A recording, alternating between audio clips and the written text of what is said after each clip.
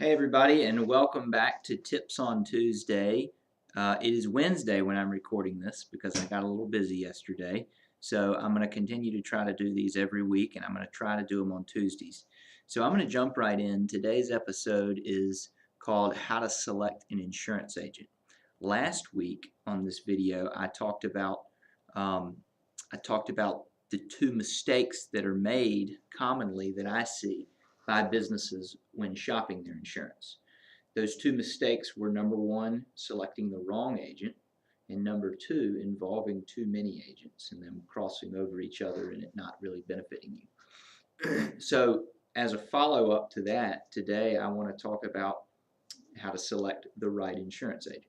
There are 4 questions that you need to ask in order to select the right insurance agent, in my opinion. So I'm just going to go through those questions with you. The first question to ask is ask them what is their experience in the business. And if they don't have a lot of experience, I'm not saying they're a bad agent or that you shouldn't use them. I was there once and people gave me a chance and I appreciate them for that. But as a follow-up to that, my rule of thumb is 3 years experience for my vendors. So if you come across an agent that you want to work with, you like them, you think they're smart or good or trustworthy, but they have less than, say, 3 or 4 years experience, then a follow-up question to that would be, what kind of resources do they have?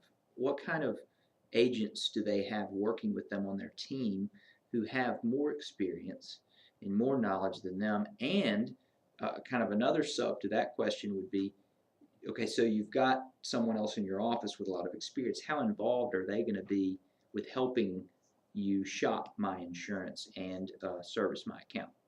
So, so that's kind of a sub to question number one, which is how much experience do you have? The number two question is um, ask them.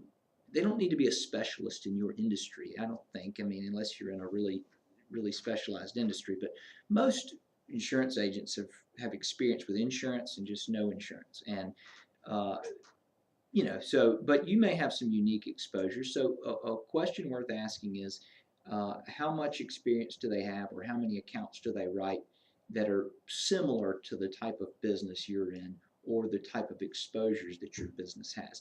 Just ask them that to see what they say, see how they answer that question, and you'll get kind of a subjective feel for whether they're going to know what they're doing or not.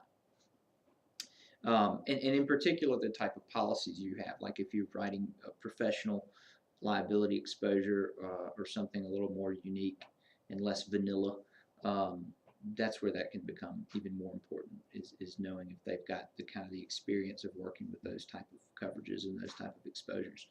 The third question that you should ask, and this is really important, ask them which carriers they're going to be quoting, which carriers do they represent, and maybe even ask them to email you a list of the carriers. And that goes into, if you do choose to use more than one agent, knowing who each agent is quoting is going to be really important, because you want to make sure that you maintain control over the marketplace so that you can get the best deal possible. So ask them which carriers they represent, because if they're an independent agent, they should have access to a number of top-rated carriers. And so that's a really good question to ask. And also ask them which, kind of a sub of that is, ask them which carriers do they think are going to be the most competitive. Because that kind of will go back to question number two of how much experience do they have with your type of exposures. If they have some experience, they're going to have some idea of which carriers maybe they are in kind of their top 2 or 3 that they think are going to be most competitive. So ask them that too, as a sub of question 3. Question number 4, and I think that this might even be, this is important, and I'll explain why.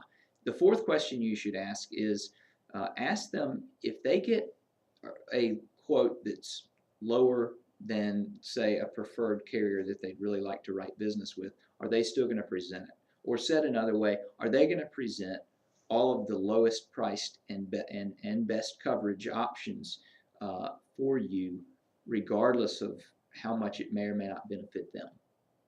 Of course, they have to get paid. Every agent has to get paid. But also, as independent agents, we have carrier relationships and carrier partnerships, and we have they put demands on us for premium volumes, and also some carriers pay us more in commissions or in contingency commissions at the end of the year. So we do have incentives to, as independent agents, to place business with certain carriers, and I'm not ashamed to say that. I don't. That's okay. But it for you to stay in the driver's seat, make them tell you that they will offer you uh, a better quote that is less beneficial to them, and that way you're putting it to them. And if you trust them, then they are going to then they are going to honor that commitment if they're a trustworthy person with integrity, and you put that on them. So those are the top 4 questions. I'm going to put these in a blog post that you can read as well. Next week I will talk about what to do once you get the quotes and how to evaluate them and continue to hold your agent accountable. Thanks for listening.